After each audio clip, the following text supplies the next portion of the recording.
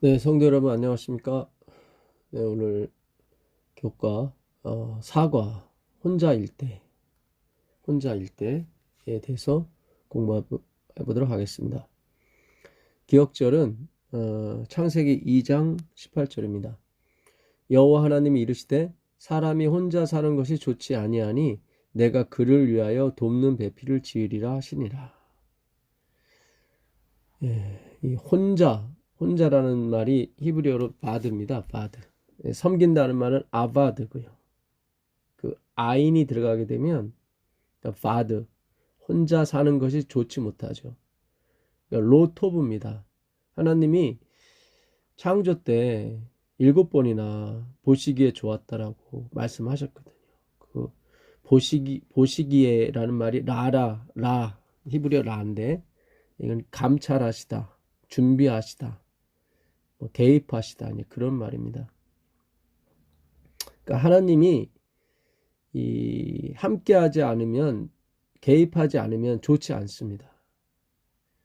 아무리 훌륭한 일을 할지라도 혼자 하는 건 좋지 않아요. 섬긴다는 말이 아바드라고 아까 말씀드렸는데, 그런 혼자 있는 것을 미워하는 겁니다. 혼자 있는 것, 바드를 미워하는 거죠. 이 아인이라는 히브리어는 그 힐겨보다 좀 무시하다 그런 의미가 포함되어 있거든요. 그러니까 바드를 무시하는 거예요. 싫어하는 거예요. 혼자 있는 것을 싫어하는 거예요. 그래서 우리는 함께 모여 살고 친구를 사귀고 그렇습니다. 그러니까 건강이 육신적, 정신적 건강도 있지만 사회적 건강도 있습니다. 그러니까 사회적으로 친구가 있어야 되거든요. 친구라 함은 역시 정신적으로 통하는 것입니다. 이제 언어가 통하는 것이 아니라 말이 통하는 사람 있죠. 마음이 통하는 사람. 이번 주 교과에도 그러니까 신앙의 외로움에 대해서 말씀을 하셨습니다. 목요일인가요? 그러니까 믿지 않는 분과 멍해를 같이 함으로 오는 고독도 있겠죠. 반면에 같이 하나님을 믿지만, 예수님을 믿지만 믿는 방향이 틀려서 괴로운 경우도 있습니다. 네. 그러니까 전자도 문제지만 후자도 아주 문제예요, 사실은. 옛날에 유대인들은 다 하나님을 믿었었죠. 그렇지만 예수님을 받아들이는 가족이 있는 반면에 예수님을 받아들이지 못하는 가족도 있었죠. 그것이 오늘날에도 마찬가지입니다, 사실은. 그래서 친구라고 하는 거, 그러니까 같은 생각과 같은 마음과 같은 뜻을 품는다면 그것은 하나님의 가족입니다. 그게 혼자 사는 것이 아닙니다. 그러니까 이번 주 교과에 미혼에 대해서 혹은 이혼에 대해서, 혼자 사는 거에 대해서 약간은 긍정적인 이 생각을 좀 피력하셨어요.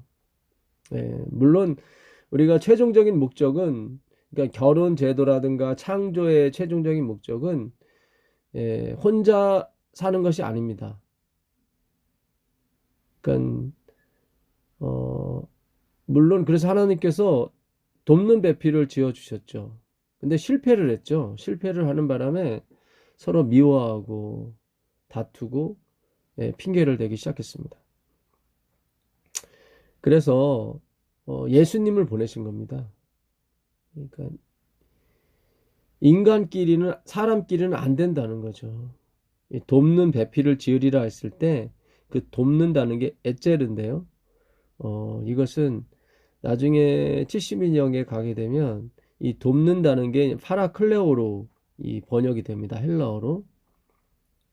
근데 그 파라클레오에서 뭐가 나오냐면 파라클레토스, 그러니까 성령, 보혜사가 나옵니다. 보혜사가 그 돕는 자거든요. 그러니까 그 하나님의 그 마지막은 그 하나님과 우리가 결혼하는 거, 그러니까 하나님과 우리가 하나가 되는 거, 그것이 하나님께서 원하시는 그 목표였죠. 그것을 위해서 하나님께서 사람을 지으신 겁니다, 사실은. 그래서 우리가 그런 과정, 그러니까 예수님께로 가기 위한 과정에서 어, 그러니까 우리가 하늘에 가게 되면 이제 시집도 안 가고 장가도 안 가죠. 왜냐면 그것보다 더 좋은 하나님과 하나가 됐기 때문에 상관이 없습니다. 예. 우리가 시집 가고 장가 갈 때보다 훨씬 좋거든요. 예, 훨씬 의미가 있고 또 그것이 하나님의 창조의 목적입니다. 그래서 하늘에 가서는 시집 장가를 가지 않습니다. 그러나 이 땅에서 하나님께서 결혼 제도를 만드심으로써 또 추구하고 목표하고자 하는 것이 있었죠. 하나님에 대해서 더 알 수가 있는 거죠. 그분의 사랑에 대해서. 예. 그런 면에서 우리가 이 결혼 제도를 무시한다는 것은 그것은 마땅치 않습니다. 예. 그러니까 이번 주 교과가 그런 식으로 비춰지게 되면 곤란하게 됩니다. 그러니까 에, 우리가 하나님이 계셔서 내가 결혼의 필요성을 못 느낀다면 뭐 그것은 상관없습니다.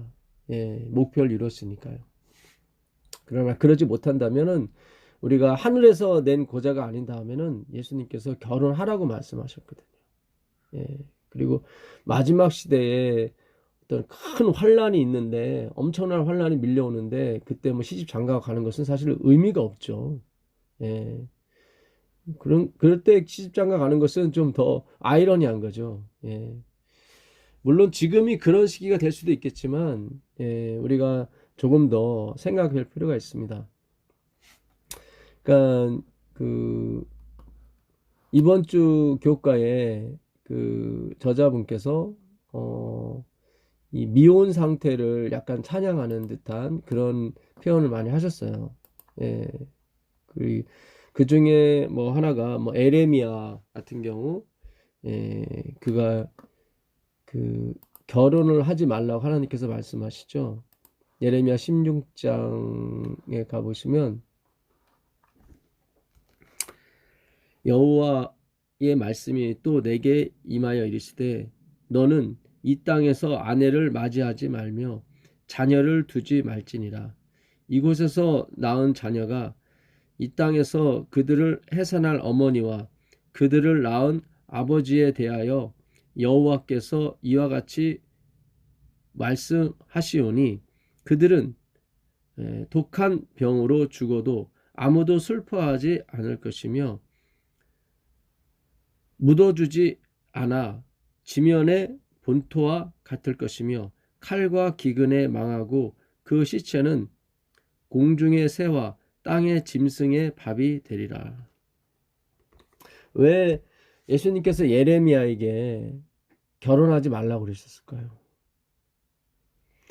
그 당시 예레미야는 그 눈물의 선지자로서 그 유다의 마지막을 지켜봐야 되는 사람이었습니다. 그 예레미야 시대 때 바벨론이 3번이나 침공을 해서 유다를 다 포로로 잡아가고 많이 죽였죠. 그들이 왜 이렇게 망하게 됐습니까? 왜 에레미야가 결혼을 못할 정도로 이렇게 참혹하게 됐습니까? 우리는 여기서 에레미야가 결혼을 안 함으로 말미암아 훌륭한 지도자가 되었다. 거기에 포커스를 맞추기보다는 왜 이렇게까지밖에 하나님은 늘 생육하고 번성하라고 말씀하셨거든요. 아담과 하와를 만드시고 심히 보시기에 좋았다라 하시면서 주님께서 뭐라고 말씀하셨냐면 창세기 1장 28절에 하나님이 그들에게 복을 주시며 그들에게 이르시되 생육하고 번성하여 땅에 충만하라. 땅을 정복하라. 바다의 고기와 공중의 새와 땅에 움직이는 모든 생물을 다스리라 하시니라. 그러니까 생육하고 번성하는 것이 하나님의 뜻이에요. 왜 우리가 이 동성연애에 대해서 우리가 반대하고 거부하는 이유는 이 하나님의 절대절명의 이 말씀을 이룰 수가 없기 때문인 것입니다. 노아의 홍수 뒤에도 하나님께서 창세기 9장 1절에 노아에게 이렇게 말씀하셔요. 하나님이 노아와 그 아들들에게 복을 주시며 그들에게 이르시되 생육하고 번성하여 땅에 충만하라. 창세기 35장 11절에도 그 야곱에게 그와 같이 말씀하십니다. 하나님이 그에게 이르시되 나는 전능한 하나님이라 생육하며 번성하라. 한 백성과 백성들의 총회가 내게서 나오며 왕들이 내 허리에서 나오리라. 예. 하나님은 이 마지막 끝에도 당신의 백성을 가지고 계십니다. 예, 그리고 당신의 백성들이 태어날 것입니다. 예, 그래서 생육하고 번성하라는 주의 말씀을 이룰 수가 있습니다. 예, 이것이 하나님의 본성일진데 우리가 이 하나님의 본성을, 아름다운 이 본성을 우리가 무시하고 미혼으로 결혼하지 않고 사는 것이 더 편리하고 더 하나님께 충성될 수 있다고 하는 것은, 물론 어떤 면에서는 우리가 그것이 맞다고 볼 수 있지만 그것은 특별한 경우이고, 예, 하나님의 전체적인 그 뜻은 그런 것이 아닙니다. 예.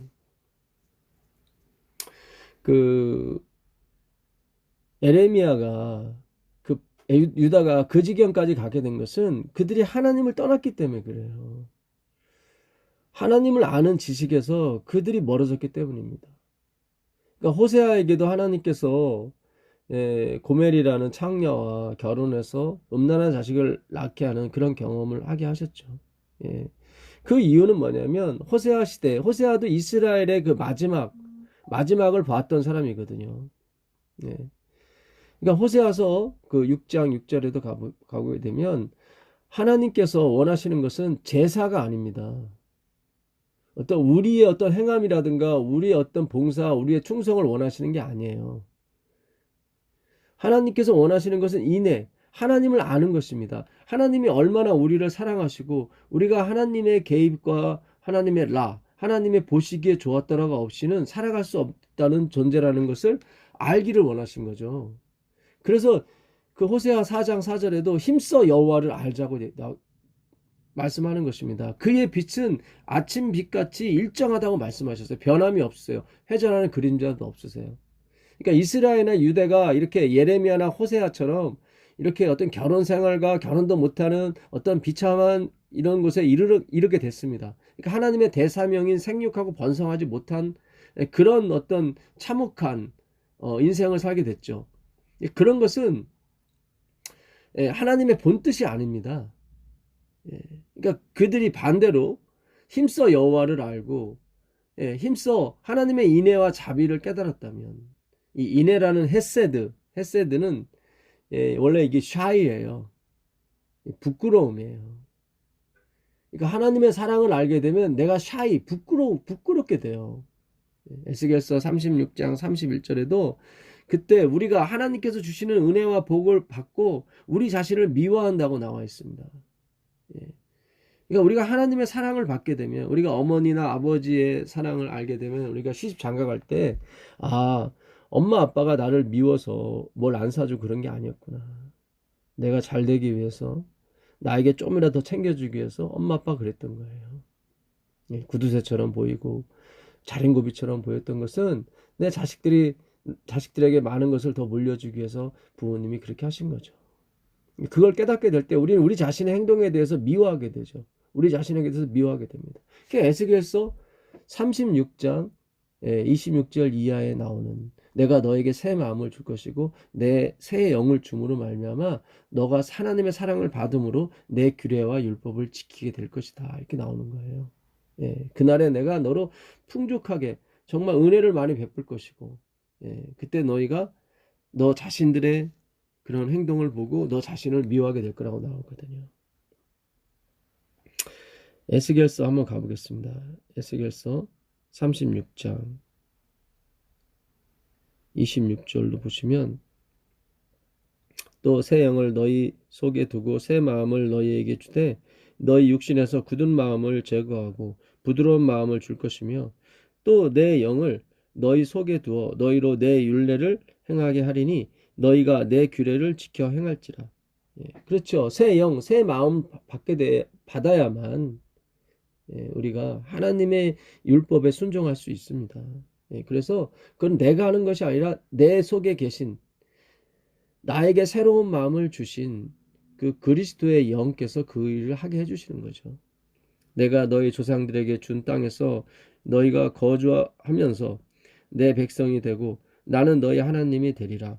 내가 너희를 모든 더러운 데에서 구원하고 곡식이 풍성하게 하여 기근이 너희에게 닥치지 아니하게 할 것이며. 이거 보세요. 예, 하나님의 사랑이 듬뿍 오는 거예요. 예, 내가 영적으로나 육적으로나 내가 너희를 건강하게 해줄 것이다. 예, 그런 말씀이죠. 또 나무의 열매와 밭의 소산을 풍성하게 하여 너희가 다시는 기근의 욕을 여러 나라에게 당하지 아니하게 하리라. 예, 그전에는 하나님께서 우리를 줄이게 하셔서 꾸게 하시고 빌리게 하시고 하셨지만 이제는 내가 그리하지 않게 할 것이다. 너로 풍족하게 해줄 것이다. 이제 하나님께서 그런 말씀을 해주시는 거예요. 그때 너희가 너희 악한 길과 너희 좋지 못한 행위를 기억하고 너희 모든 죄악과 가증한 일로 말미암아 스스로 믿게 보리라. 이렇게 이게 바로 하나님이 원하시는 목적이었거든요. 그래서 에레미야가 장가를 못 가고 에스겔이 그의 부인이 죽고 하는 모든 이 슬픈 역사들은 그들이 여호와를 제대로 알지 못했기 때문에 그런 것입니다. 예, 우리 호세아서 한번 보겠습니다. 호세아서 예, 호세아 6장 6장 3절 보겠습니다. 2절 보겠습니다. 1절부터 보겠습니다. 오라 우리가 여호와께로 돌아가자. 여호와께서 우리를 찢으셨으나 도로 낫게 하실 것이요 우리를 치셨으나 싸매어 주실 것이리라. 여호와께서 이틀 후에 우리를 살리시며 셋째 날에 우리를 일으키시리니 우리가 그의 앞에서 살리라. 그러므로 우리가 여호와를 알자. 힘써 여호와를 알자. 그의 나타나심은 새벽빛같이 어김이 없나니 비와 같이 땅을 적시는 늦은 비와 같이 우리에게 임하시리라 하니라. 예, 그러면서 6절에 그러므로 내가 선지자들로 그들을 치고 내 입의 말로 그들을 죽였으니 내 심판은 비처럼 나오리라.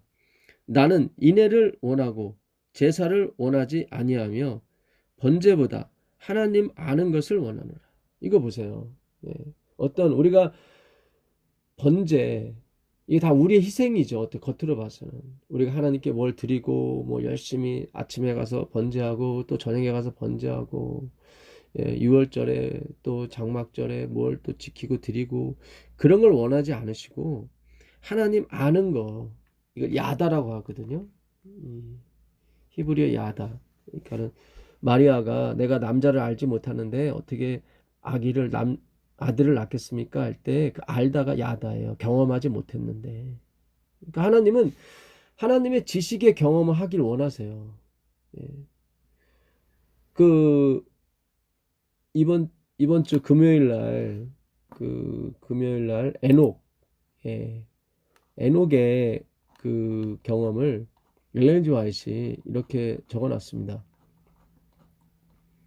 복음교역자 52페이지 보게 되면 에녹은 육체적인 노동을 하는 생애 중에서도 하나님과의 교통을 그치지 아니하였다.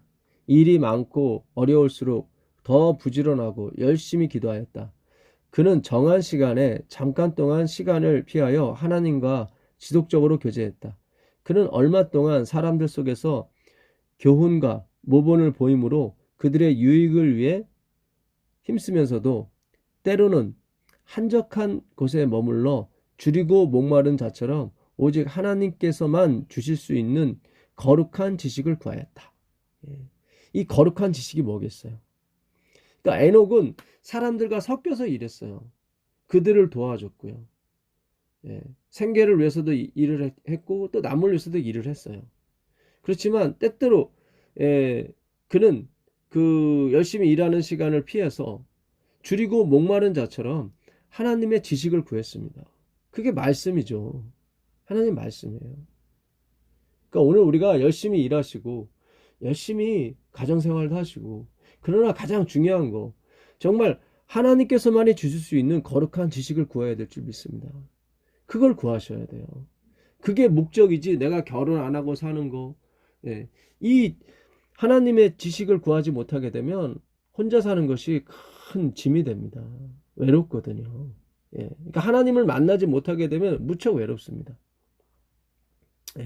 그리고 하나님께서 이번 주 교과의 그 기억절 창세기 2장 18처럼 혼자 사는 것이 좋지 로트 오브 하거든요. 예.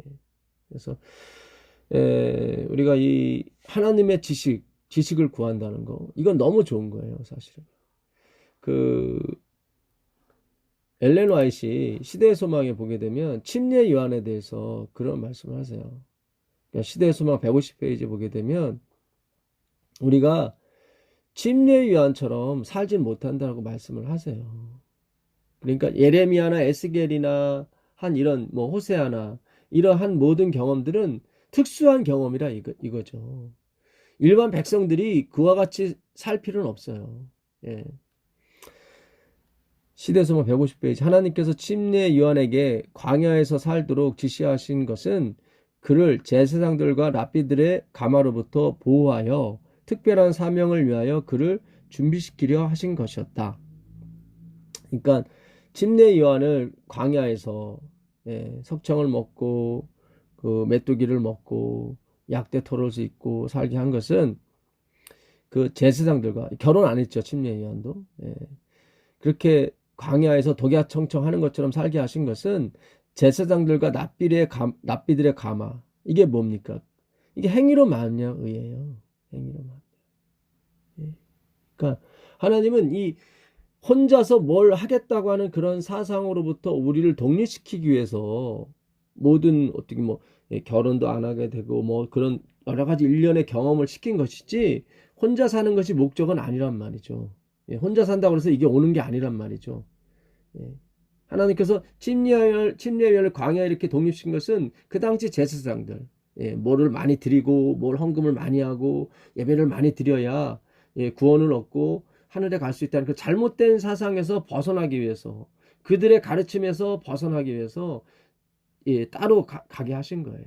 그러니까 반대로 말하게 되면 만약에 제대로 가르치는 곳이 있다면 그곳에 있으면 되는 거예요. 그거 제사장이 됐건 납비가 됐건 상관이 없는 거죠. 예. 그렇지 어떤 형식을 이룸으로써 그것이 이루어지는 건 아닙니다. 그러니까 이번 주 교과를 우리가 잘 공부하셔야 돼요. 잘못 공부하게 되면은 우리가 뭐 결혼 안 하고 혼자 살게 되면 하나님의 은혜를 받는 것이고 물론 우리가 이 하나님의 말씀의 깊은 의미를 깨닫고 정말 우리가 하나님의 이 마지막 사업을 할 때는 그런 것이 필요하겠죠. 예. 그러나 어떤 중심이 없는데 어떤 진실한 말씀이 없는데 그냥 외형적으로 뭐 혼자 사는 것이 더 좋지. 앞으로 미래에 어떤 위험이 닥칠 텐데 그냥 막연하게 어떤 그런 것이 어떤 주제가 돼버리면 곤란하다 이 말씀이죠. 정말 예수님 만났고 정말 예수님 지식에 대해서 하나님 아는 지식에 대해서 올바로 알게 돼서 또한 이런 이 세상에 어떤 이제 앞으로의 엄청난 하나님의 사업에 우리가 동참한다면 그때는 우리가 충분히 그렇게 생각해 볼 수 있죠. 그러나 하나님을 아는 지식이 없는데 만약 혼자 사는 것은 좀 위험하다 이 말씀이죠. 왜냐하면 외로움을 견디기가 어렵거든요. 그래서 침례 요한이 이렇게 혼자 살게 해주신 것은 하나님의 뜻이 있었는데 특별한 사명을 위해서 또 그들로 제사장들과 그 당시 가르쳤던 랍비들의 가마로부터 보호하시기 위해서 이게 굉장히 중요해요. 사실은 이게 듣는 대로 우리가 변하게 돼 있거든요. 그러니까 잘못 들어버리면 우리가 잘못된 생각을 하게 돼 있습니다. 그러니까 행위사상 어떤 내가 뭔가 할 수 있다는 그런 생각의 뉘앙스 그런 기초로 된 말씀들을 계속 듣게 되면 나도 모르게 그렇게 글로 가게 돼 있어요. 특별한 사명을 위하여 그를 준비시키려 하심이었다. 그러나 엄격하고 고립된 그의 생애는 백성들의 모본은 아니었다. 여기 나오잖아요. 그러니까 침례 요한이 결혼 안 하고 광야에서 그렇게 고립되고 그렇게 외롭고 엄격하게 살게 됐던 것은 백성들의 모본은 아니었어요. 하나님이 그렇게 살려고 지시하신 게 아니었어요. 모든 사람이. 그러니까 특수한 경우가 그런 거예요. 특수한 경우가. 그러니까 우리가 잘 이해하셔야 됩니다. 이 복음은 희망이에요. 그리고 복음은 보편적이어야 되는 것입니다. 이게 모든 사람에게 용기와 희망을 줘야 되는 것이지 이렇게 우울하고 어둡고 그런 건 복음이 아닙니다. 그래서 하나님은 빛이시거든요. 그래서 하나님은 우리가 아름다운 가정을 꾸미고 그 아름다운 가정 속에서 어떤 아름다운 사역, 예수님을 더 알아가고 또 그 알아가는 가운데 서로 교통하고 소통할 수 있는 그런 형제 자매가 있다면 더 좋은 거죠. 그러니까 지금은 물론 이제는 결혼이냐 결혼 아니냐 그런 문제도 중요하겠지만 우리가 신자들 중에 그렇지 않습니까? 신자들 중에도 정말 서로 이 믿음으로 말미암아 의의 사상에 서로 통하고 서로 대화를 나눌 수 있는 서로 교통하고 서로 은혜를 나눌 수 있는 그런 친구가 있다면 너무 좋은 거죠. 그러나 결혼을 했지만 그런 관계를 맺지 못한다면 그건 참 어떤 면에서는 불행한 경우입니다. 예, 그래서 우리가 바울도 그런 얘기를 하죠. 믿지 않는 자와 멍에를 같이 하지 마라. 그리고 모세도 그런 말 했습니다. 소와 나귀를 한 멍에를 씌우지 말아라. 한 밭에 다른 종자를 뿌리지 말아라. 그러니까 이게 다 똑같은 얘기예요. 그러니까 행위로 가는 신앙과 믿음으로 가는 신앙은 함께 할 수가 없습니다. 그러니까 우리가 혹 결혼을 앞두신 분이 계시다면 꼭 그것을 확인하셔야 돼요. 오랜동안 사귀면서 과연 이 오직 예수, 오직 믿음, 그쪽으로 가는 생각을 가진 사람끼리 함께 할 수 있다면 그거는 배가가 되는 거예요, 사실은. 그렇지 못하면 이제는 또 괴로움이 되는 거죠. 그 침례 요한의 그 생애를 잠시 살펴보면 교회 증언 8권 331페이지 침례 요한은 그의 광야 생활에서 하나님을 배웠다. 그는 천연계에 나타난 하나님의 계시를 연구했다. 하나님의 성령의 지도 아래 그는 선지자들의 두루마기 책들을 연구했다. 그러니까 성경을 연구한 거예요.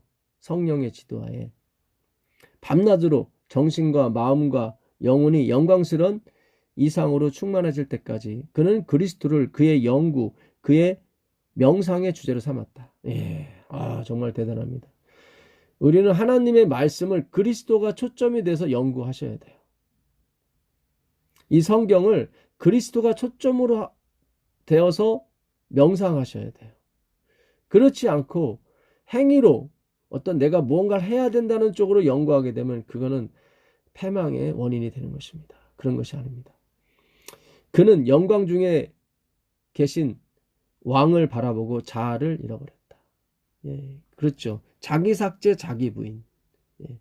그 예수님을 만나게 되면 그게 되는 거예요. 자아를 잃어버리게 돼요. 이 자아를 잃어버리게 되면 자기 욕심도 잃어버리게 되는 거예요. 그리스도는 그런 엄청난 마력이 있으세요. 매력이 있으시고 엄청난 좋은 마력이 있으세요. 그리스도께 가세요. 333페이지 믿음으로 구속주를 바라봄으로 요한은 자아 포기의 수준에까지 이르렀다. 그렇죠. 자기 삭제, 자기 부인이 이루어진 거예요. 누구를 바라봄으로? 오직 그리스도를 바라봄으로. 그러니까 모든 성경을 다 그리스도로 초점을 맞추게 되면 이렇게 되는 것입니다. 그러지 않고 자기에게 초점을 맞추게 되면 율법주의, 행위로 말미암아 인본주의가 되는 거죠. 그거는 힘들고 피곤합니다. 그거는 결혼을 해도 혼자 사는 거나 다름없어요, 사실은. 그러나 이 하나님의 올바른 이 지식, 그리스도에까지 가게 되면 결혼 안 해도 결혼한 거나 다름이 없습니다. 잘 생각하셔야 됩니다. 그는 사람들을 자기 자신에게로 이끌고자 노력하지 않았다. 참 이게 너무 중요한 거예요. 침례 요한은 많은 사람들의 사랑을 받았지만 그는 사람들을 자기에게로 이끌지 않으려고 엄청 노력했습니다. 그럼 누구에게로 이끌고자요? 우리의 태양이시고 우리의 엄청난 그 사랑의 마력을 가지신 그 그리스도께로 인도하려고 그는 노력했던 거죠. 아멘입니다. 진짜 우리가 이 마지막 시대에 침례 요한 같은 사람이 나와야 되는 거예요. 오늘날 너무 많은 사람들이 그 무수한 별들이 떨어진 이유가 뭐냐면 다 자기에게로 이끌었기 때문에 그래요. 우린 정말 악한 본성을 가지고 태어났습니다. 자기 숭배, 자아 숭배. 우리는 가르쳐주지 않았는데도 자기 자신을 사랑하고 자아를 숭배하는 그런 본성에 우리는 쌓여 있는 것입니다. 근데 그걸 어떻게 끊냐면 성경 말씀을 연구함으로. 그들이 하나님의 어린 양에게로 쏠릴 때까지 그들의 사상을 점점 더 높이 끌어올렸다. 야, 정말 멋있습니다. 예, 침례요한은 사람들의 마음이 하나님의 어린 양에게로, 오직 어린 양에게로 쏠릴 때까지 그들의 사상을 점점 더 강화시키고 높이 끌어올렸습니다. 그 자신은 광야에 있는 하나의 소리, 하나의 외침에 불과했다. 이제 그는 기쁨으로 모든 사람의 눈이 생명의 빛 대신 분에게로 향할 수 있도록 침묵과 무명인의 상태를 받아들였다. 우린 자꾸 유명해지고 싶죠. 복음을 혹은 말씀을 전해서 하나님도 영광에 가고 자기도 유명해지고 싶은 욕망이 있습니다. 저도 그래요, 사실은. 그러니까 회개해야죠. 그러나 침례요한은 그러지 않았어요. 침례요한은 광야에서 생활하면서 모든 사람의 눈이 그 생명이 빛 대신 예수 그리스도에게로 향할 수 있도록 늘 침묵과 무명인 상태, 그 상태를 유지했습니다. 하나님을 위한 기별자로서의 그들의 부르심에 성실한 자들은 그들 자신을 위한 영광을 구하지 않을 것이다. 자아에 대한 사랑은 그리스도에 대한 사랑에 삼켜질 것이다. 아, 너무 멋집니다. 참 이런 글을 읽게 되면 엘렌 G. 화이트이 정말 선지자라는 생각이 자주 들어요. 그들 자신을 위해 영광을 구하지 않을 것이고, 마지막 남은 백성들의 특징이죠. 자아에 대한 사랑은 그리스도에 대한 사랑에 묻혀버리게 될 것입니다. 시대소망 101페이지. 요한은 한 선지자로서 아비의 마음을 자식에게로, 거스리는 자를 의인의 슬기에 돌아오게 하고 주를 위하여 세운 백성을 예배하게 할 것이었다. 그는 그리스도의 초림을 위하여 길을 준비함으로 주의 재림을 위하여 백성을 준비시킬 자들의 한 표상이었다. 그러니까 침례요한이 그때 오직 초점을 그리스도에게로 쏠리게 만드는 하나의 선지자였다면, 그것이 초림을 준비하는 것이었다면 재림도 마찬가지라는 거죠. 그래서 이 재림 사업을 하는 이 선두주자들은 반드시 침례요한과 같이 모든 그 빛을 그리스도에게 비칠 수 있는 그런 자질을 하나님께서 주실 것입니다. 교회증언 8권 332페이지. 시대에 그리스도께서 하늘의 구름을 타고 재림하기 직전에, 이 시대에 하나님께서 구름을 타고 재림하시기 직전에 요한의 사업과 같은 그런 사업이 이루어져야 한다. 하나님께서는 주님의 큰 날에 설 수 있는 한 백성을 준비시킬 사람들을 부르고 계신다. 지금 하나님께서는 부르고 계십니다. 누구요? 주님의 큰 날에 설 수 있는 한 백성. 그 사람이 누구예요?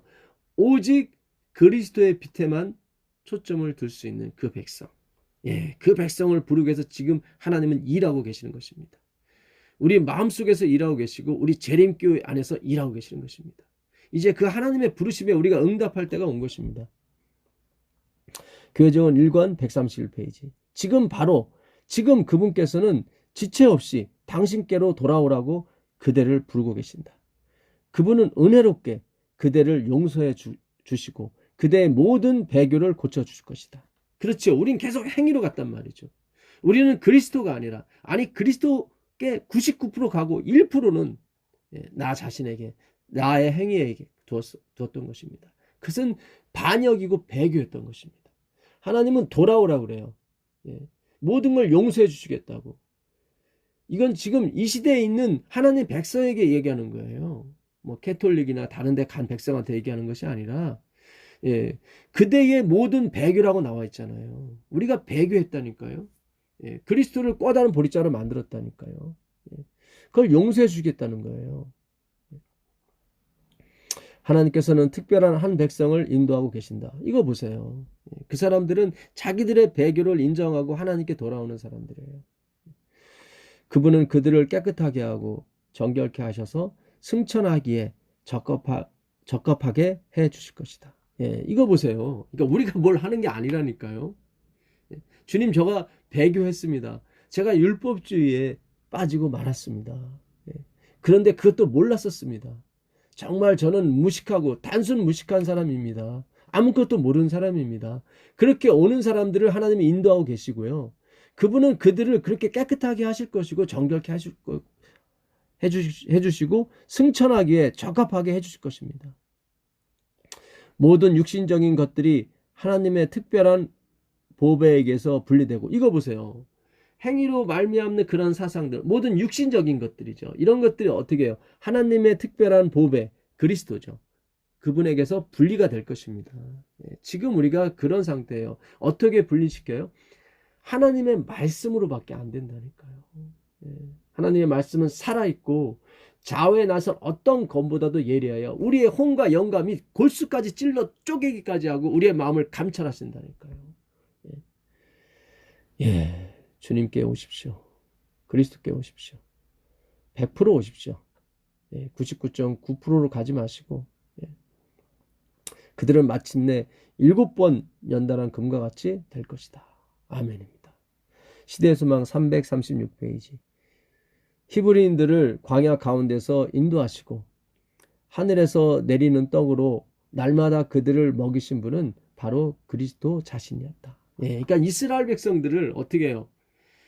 애굽에서 인도하시고 홍해를 가르시고 그들에게 반석에서 물을 주시고 하늘에서 만나를 주신 분은 바로 그리스도 자신이었단 말입니다. 그분이 여호와라니까요.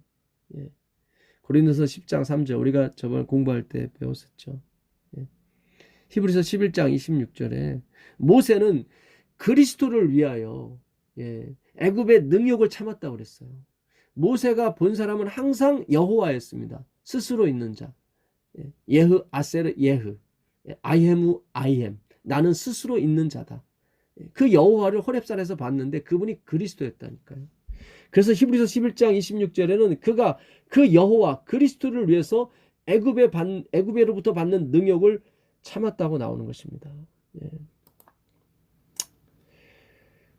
그 양식은 하늘에서 오신 참떡의 한 표상이었다. 참된 만나는 하나님의 무한하신 충만함에서 흘러나오는 생명력을 주는 성령이었다. 그 만나 대신 그리스도, 그 만나가 그 말씀이잖아요. 하나님의 떡이잖아요. 그리스도는 말씀이잖아요. 그 말씀이 성령이었다니까요. 이 말씀을 계속 받으시는 분들은 성령을 받는 것입니다. 계속 받게 되면 나중에 풀 오버 되는 거예요. 그 다음에 흘러 넘치는 거예요. 우리가 거기까지 가야 되는 것입니다. 그래서 오늘 우리에게 주시는 이 기별은 정말 우리가 새겨 들으면 들을수록 우리에게는 축복된 말씀이 되는 것입니다. 일요일날 월요일날 보게 되면 저자분께서 이런 말씀하세요. 각 사례마다 결혼 상태는 관련이 아니었다. 그러니까 에레미야가 미혼이었고 에스겔은 부인이 죽었고 호세아는 창녀와 결혼했고, 어떤 이런 상태, 각 사례마다 결혼 상태는 관련이 아니었다.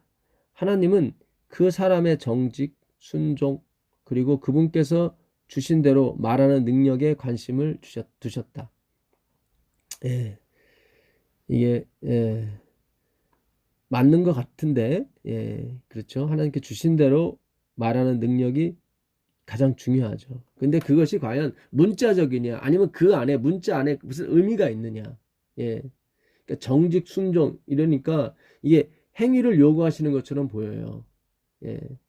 아까도 말씀드렸지만 하나님을 아는 게 정직이고 순종이라 이 말이죠. 이번 주 교과가 그걸 놓치면 안 되는 것입니다. 우리는 삶이 결혼 여부로 정의되지 않는다는 사실을 알아야 한다. 물론 그렇죠. 그러나 그렇다고 해서 결혼 안 한 것이 또 좋다, 그런 것도 아니에요. 결혼하지 않으면 온전할 수 없다고 말하는 사람이 여전히 많다. 예. 반대로 예, 결혼하지 않으면 예, 결혼해야 예, 그러니까 결혼하지 않으면 온전한다고 말할 수도 없죠. 그러니까 결혼하지 않으면 온전할 수 없다고 말하는 사람이 여전히 많다. 그러니까 결혼해야 된다는 얘기죠. 이 얘기는 예, 반대로 예, 결혼 안 하면 또 온전하기가 쉽다. 이것도 말이 안 돼요. 그러니까 이 문제는 결혼하고 안 하고 그런 문제가 아니에요. 예. 하나님을 아느냐 모르냐 그 문제지. 그러니까 우리가 이번 주 교과를 하나님을 아느냐 모르냐로 초점을 맞춰야지 결혼하냐 안 하냐 여기에 초점을 맞추시면 안 된다 이 말이죠. 근데 그렇게 약간 결혼 안 하는 것도 좋다. 물론 그것도 말은 되지만 그게 절대적으로 이렇게 가면 안 된다 이 말씀이에요. 예. 그래서 혼란이 있으실까 봐 예, 말씀을 드리는 겁니다. 그에 대하여 아마도 바울은 이렇게 대답할 것이다. 너희는 이 세대를 본받지 말고 오직 너희 몸을 하나님의 기뻐하시는 거룩한 산 제물로 드리라. 이것이 너희의 드릴 영적 예배니라. 로마서 12장 1절, 2절, 3절에 있는 말씀인데요. 2절 있는 말씀인데요. 그래서 우리가 결혼을 안 하고 이렇게 결혼을 안 하고 하나님께 드려야 거룩한 산 제물로 드릴 수 있다는 뉘앙스로 저자분이 이렇게 말씀을 하셨어요. 근데 이거는 이 로마서 12장 1절 2절을 오해한 것입니다. 예, 잘못 해석한 거예요. 예, 이거는 육적으로밖에는 문자적으로밖에는 해석을 안 하시는 거예요. 사실은 로마서 12장 1절에 우리가 한번 가보도록 하겠습니다. 로마서 12장 예,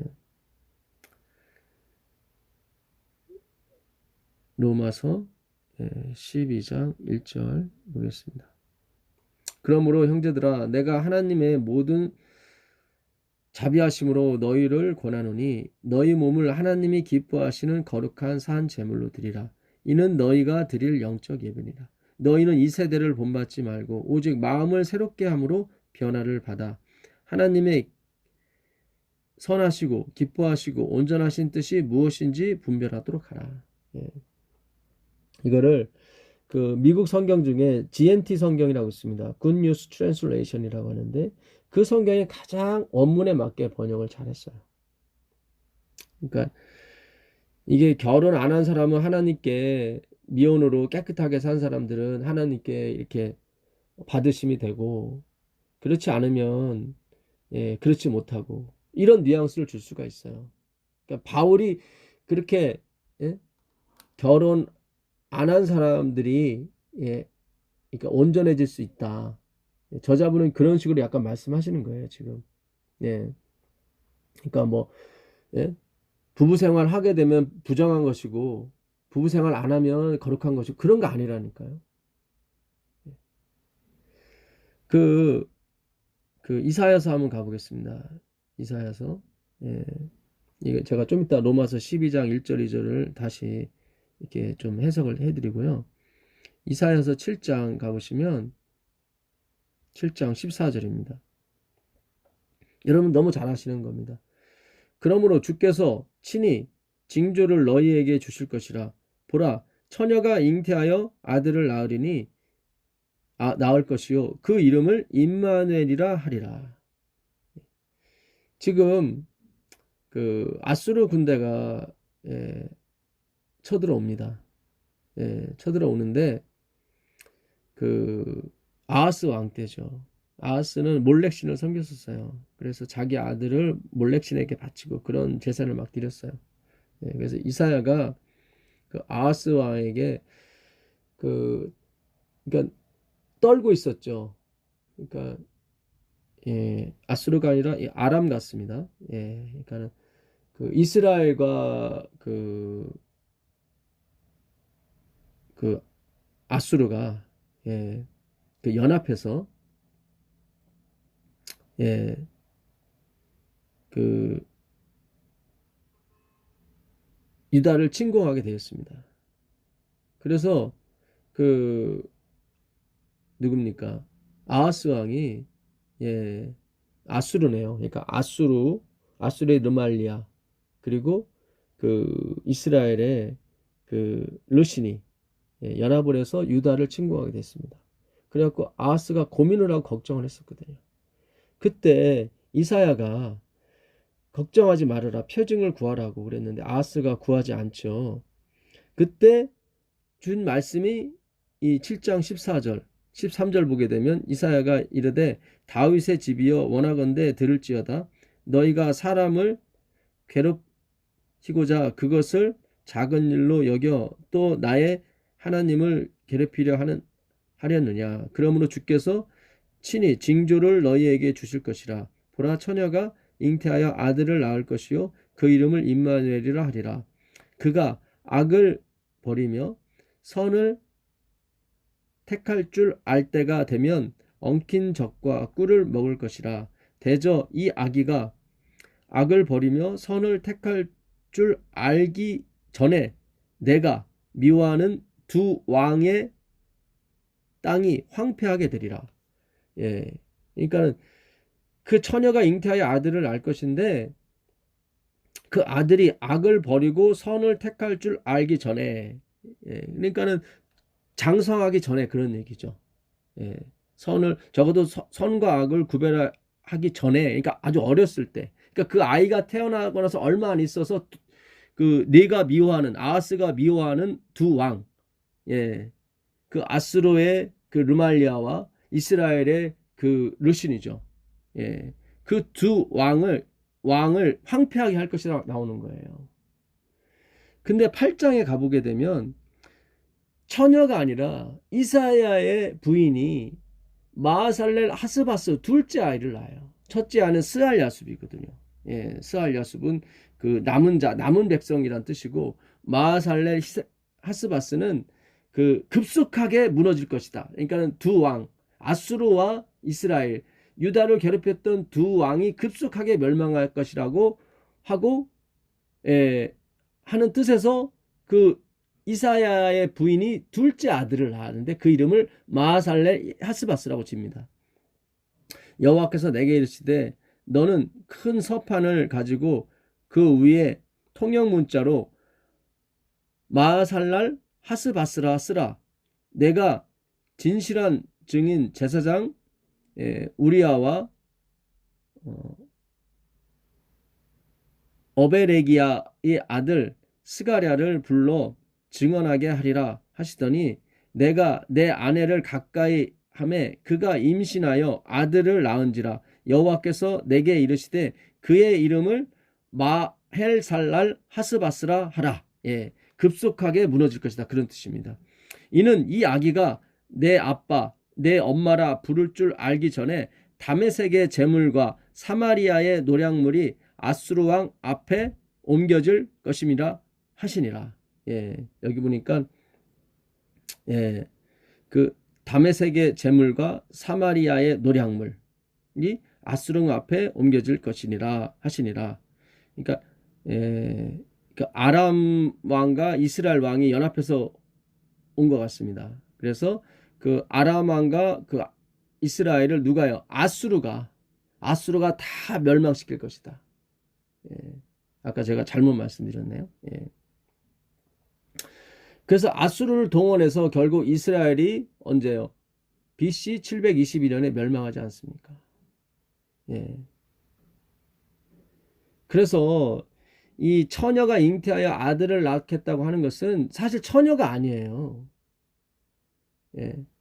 그 아까 분명히 말씀하셨잖아요. 처녀가 잉태하여 아들을 낳을 것인데 임마누엘이라 하라. 예, 물론 예수 그리스도를 이제는 나중에 상징하기 위해서 그랬지만 예언은 이중적인 의미가 있거든요. 그러니까 이 당시 그 아람 군대와 이스라엘의 군대에 포위됐던 그 유다를 구원하기 위해서 하나님께서 표징을 주셨는데 여자가 잉태하여 아들을 낳을 것인데 그 아들이 선을 택하기 전에 네가 미워하는 두 왕이 황폐하게 될 것이다. 그러시면서 그 이사야가 아내와 동침해서 아들을 낳았는데 마하살랄 하스바스라고 졌어요. 그래서 그 아이가 그 엄마 아빠라고 부를 줄 알기 전에, 아까 그랬죠. 선을 택할 줄 알기 전에, 그러니까 다 그 아이가 아주 어렸을 때를 얘기하는 거예요. 예, 그때 다메섹의 제물과 사마리아의 노략물이 아수르 왕 앞에 있을 것이라는, 아수르 왕이 그 두 왕을 다 어떻게 해요? 굴복시킬 거라 이 말이에요. 근데 아까 처녀라고 그랬는데 이사야의 부인은 처녀가 아니거든요. 7장에 가보면 그가 이미 스알 야숲이라는 그 아들이 하나 있어요. 그러니까 마하살 하스바스는 둘째 아들이에요. 예.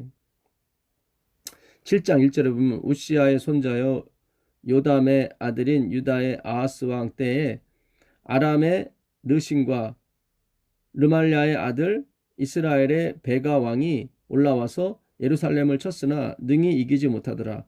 어떤 사람이 다윗 집에 일러 이르되 아람이 에브라임과 동맹하였다 하였으므로 왕의 마음과 그의 백성의 마음이 숲이 바람에 흔들림 같이 흔들리더라. 겁을 먹은 거죠. 그때 여호와께서 이사야에게 이르시되 너와 내 아들 스알야습, 여기 나오죠. 스알야습은 남은 백성이라는 뜻이거든요. 남은 자.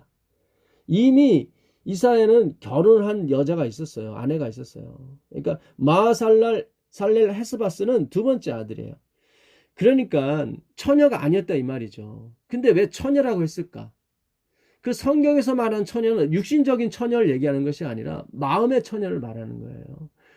그러니까 이사야의 부인은 이미 육적으로는 처녀가 아니지만 영적으로는 처녀였던 것이에요. 예, 이스라엘 백성들은 하나님과 더불어서 다른 행함, 어떤 그런 쪽으로 갔단 말이죠. 예, 우상을 숭배했다 이 말이죠. 그러나 이사야의 부인은 오직 예수, 오직 믿음으로 말미암은 의, 그 생각만 갖고 있었어요. 오직 그 여인의 그 눈의 초점은 항상 그리스도에게 가 있었던 것입니다. 그래서 그걸 처녀라고 하는 거예요. 시집 안 가고 결혼한 걸 처녀라고 한 게 아니라, 시집 안 가고 행위로 말미암은 사상 갖고 있으면 그거는 뭐예요? 음란한 여자예요. 음란한 여자예요.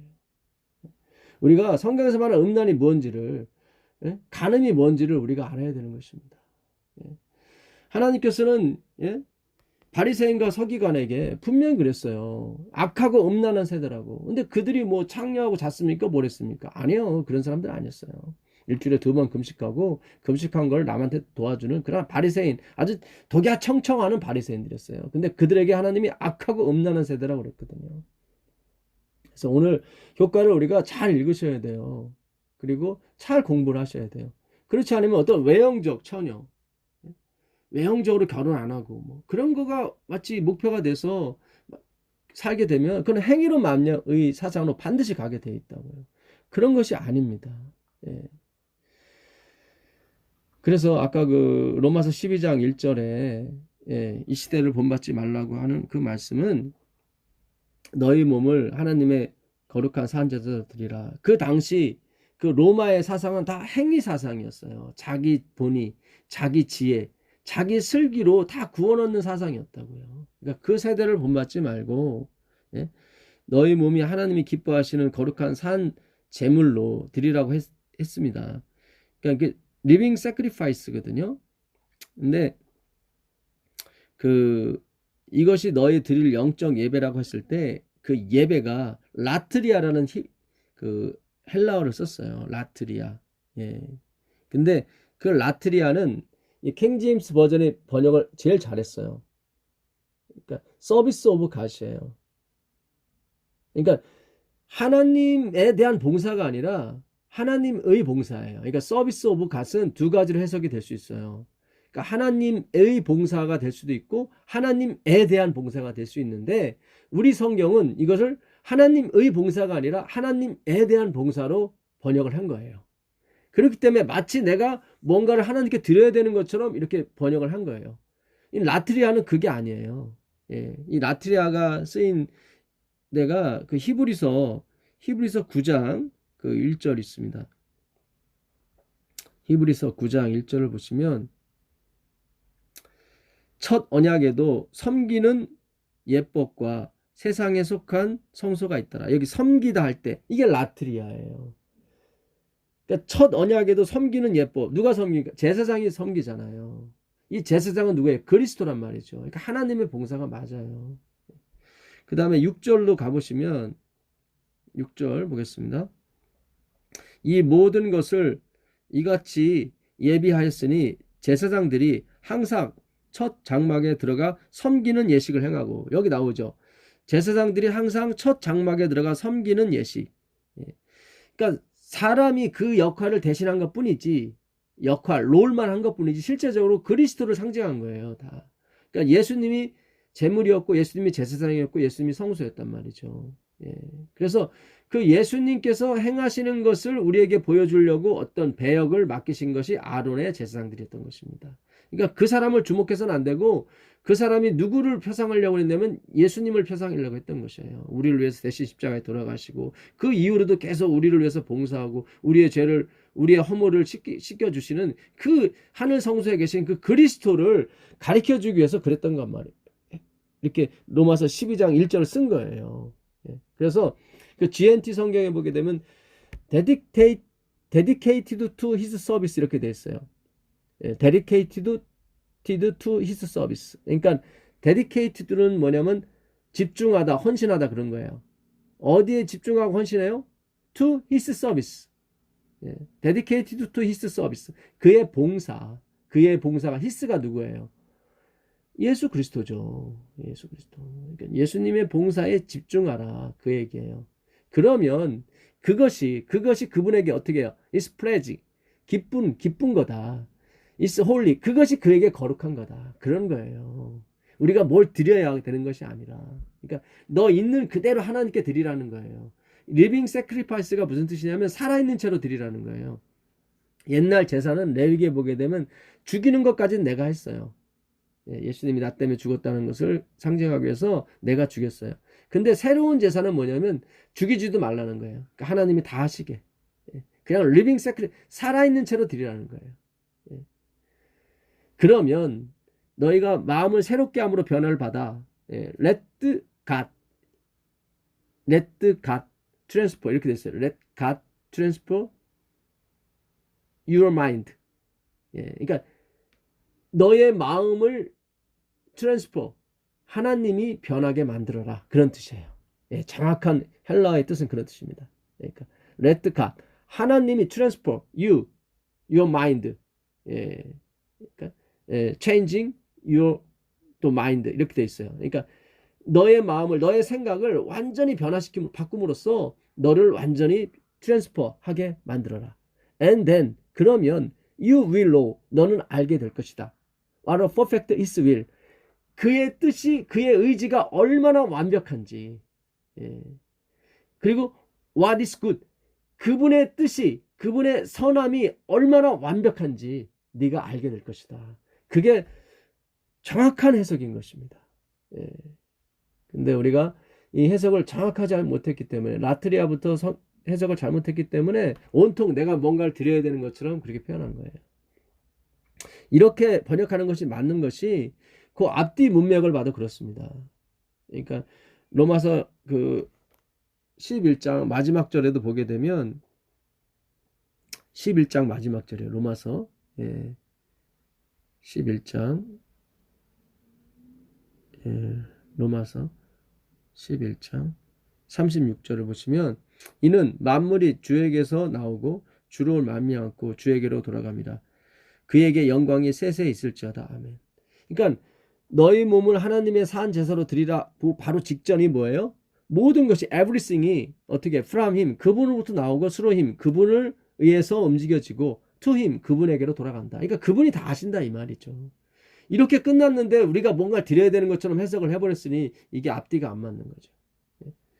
그래서 12장 4절도 마찬가지예요. 이렇게 하나님께서 우리 안에서 모든 것을 자기 기쁘신 대로 하기 때문에 3절이요. 내게 주신 은혜로 말미암아 너희 각 사람에게 말하노니 마땅히 생각할 그 이상의 생각을 품지 말아라. 이렇게 나오잖아요. 그러니까 너무 오버하지 말라 이 말이에요. 오직 하나님께서 각 사람에게 나누어 주신 믿음의 분량대로 지혜롭게 생각하라. 그렇죠. 하나님이 우리 안에서 다 하시는 거기 때문에 이 성경을 잘 가리키는 사람은 그 가리키는 데만 집중을 하지 또 뭐 행정하려고 하고 그러지 말라는 거예요. 우리 자꾸 욕심을 내잖아요. 그러니까 반찬을 잘 하시는 분은 거기까지만 만족하시면 돼요. 그걸 통해서 또 무언가를 하려고 하지 마시고, 우리가 한 몸에 많은 지체를 가졌으나 모든 지체가 같은 기능을 가진 것이 아니니 이와 같이 우리 많은 사람이 그리스도 안에서 한 몸이 되어 서로 지체가 되었느니라. 우리에게 주신 은혜대로 많은 은사가 각각 다르니 혹 예언이면 믿음의 분량대로, 혹 섬기는 일이면 섬기는 일로, 혹 가르치는 자면 가르치는 일로. 이렇게 섬기는 일, 가르치는 일, 다스리는 일 서로 은사를 따르게 줬단 말이죠. 그러니까 한 사람한테 모든 걸 준 게 아니에요. 예. 그래서 하나님께서 각자 주신 은사대로 분량대로 하나님이 일하십니다. 그러니까 예, 청소를 잘하시는 분들은 그쪽으로만, 예, 음식을 잘하시는 분들은 그쪽으로만, 예, 설교를 잘하시는 분은 그쪽으로만, 행정을 잘하시는 분은 그쪽으로만, 이렇게 서로 분리되는 가운데 우리가 한 교회를 이룬다면 비록 혼자 사는 분이 계실지라도 외롭지 않아요. 왜냐면 우리는 아버지가 한 분이고 형제 자매이기 때문에 우린 괜찮은 것입니다. 예, 이렇게 하나의 어떤 사상, 하나의 생각, 오직 예수께로 가려고 하는 그런 마음들이, 나는 나땡이고 나는 나땡리스고 오직 그분만이 존재한다는, 예, 나는 뭐예요? 없어져야 될 인간이고 지금 하나님이 날 심판하셔도 난 할 말이 없습니다 라고 하는 그런 고백 위에 신앙을 하는 모든 백성들이 한 교회에서 머물고 교회 생활을 할 때 그거 자체가 이미 하나님과 예수님과 결혼을 이룬 거예요. 예. 그러면 만족이 오는 거예요. 예, 그렇게 되면은 뭐 굳이 시집 장가를 안 가도 돼요. 그게 바로 천국이기 때문에 그런 것입니다. 그것이 하나님이 보시는 교회상이고 하나님이 보시는 마지막 사명인 거예요. 그러니까 하늘에 가게 되면 아들도 없고 부인도 없고 남편도 없어요. 다 형제 자매예요. 우리가 이 땅에서 그렇게 살으셔야 되는 것입니다. 예, 그래서 뭐 이기주의니 뭐 내 가족이니 그걸 떠나서 정말로 우리가 예수 그리스도를 한 아버지, 한, 예, 주로 우리가 모시게 되게 되면 그 모든 자가 다 뭐예요? 형제 자매가 되는 것입니다. 예, 그것이 바로 하나님께서 계획하시고 또 이뤄가실 교회의 모습이고 천국의 모습인 것입니다. 예, 예수님이 항상 그러셨어요. 나는 혼자 있지 않는다고. 예, 우리 요한복음 16장 32절에 보라 너희가 다 각각 제 곳으로 흩어지고, 예, 각각 너희들이 준비한 곳으로 너희들은 가지만 나를 혼자 둘 때가 오나니 벌써 왔도다. 예, 예수님을 다 버리고 다 도망칠 때가 온다 이 말이죠. 그러나 내가 혼자 있는 것이 아니라 아버지께서 나와 함께 계시느니라. 이게 바로 예수님의 그 생각의 중심이었어요. 그러니까 예수님은 항상 아버지와 성령님과 함께 계시는 것이 그분의 뜻이었던 것입니다. 그래서 외롭지 않으셨어요. 요한복음 8장 29절 나를 보내신 이가 나와 함께 하시도다. 내가 항상 그가 기뻐하시는 일을 행함으로 나를 혼자 두지 아니하셨느니라. 예, 어떤 일을 행하셨어요? 나는 스스로 아무것도 할 수 없노라. 항상 그분이 기뻐하시는 일만 했어요. 예, 나는 스스로 아무것도 할 수 없노라. 그게 바로 윗절이잖아. 28절. 이에 예수께서 이르시되 너희는 인자를 든 후에 내가 그인 줄 알고 또 내가 스스로 아무것도 하지 아니하고 오직 아버지께서 가르치신 대로 이런 것을 말하는 줄도 알리라. 이런 다음에 기뻐하시는 일을 행한다고 나오는 거예요. 그게 뭐예요? 스스로 아무것도 할 수 없다. 그게 하나님 보시기 기뻐하시는 일이에요. 예, 라토브 보시기에 좋았더라. 그렇게 만들고 싶었던 거예요. 아담과 하와를. 근데 그들은 스스로 뭔가 할 수 있는 사람처럼 선악과를 먹여버린 거죠. 루스벨의 그런 유혹에 빠져서. 요한복음 17장 21절 아버지께서 내 안에 내가 아버지 안에 있는 것 같이 저희도 다 하나가 되어 우리 안에 있게 하사 세상으로 아버지께서 나를 보내신 것을 믿게 하옵소서. 그렇죠. 이게 마지막 최종적인 목적이에요. 아버지가 내 안에 내가 아버지 안에 있는 것 같이 저희도 다 하나가 되어 우리 안에 있게 하사. 이 다 하나가 되는 거예요. 그리스도 안에서 통일되는 거예요. 이것이 결혼이고 이것이 뭡니까? 하나님께서 보셨을 때 혼자 있는 것이 독처하는 것이 좋지 못한다고 했을 때 예, 가야 될 목표, 예, 최종적인 지점인 것입니다. 하나님과 우리가 하나가 되는 거예요. 예, 우리 모두가 다 그리스도 안에서 하나 되는 거예요. 그것이 바로 하나님의 꿈이며 하나님의 계시, 하나님의 예정, 하나님의 열심이었던 것입니다. 그 놀라운 은혜가 함께 하시기를 빌겠습니다. 하늘에 계신 아버지 하나님, 예, 우리가 혼자 있을 때가 많이 있습니다. 그러나 예수님께서 늘 말씀하셨던 것처럼 아버지께서 나를 혼자 두지 않으셨다 하는 그런 고백과 간증할 수 있도록 주님 인도하여 주시옵소서. 예수님의 이름으로 기도합니다. 아멘.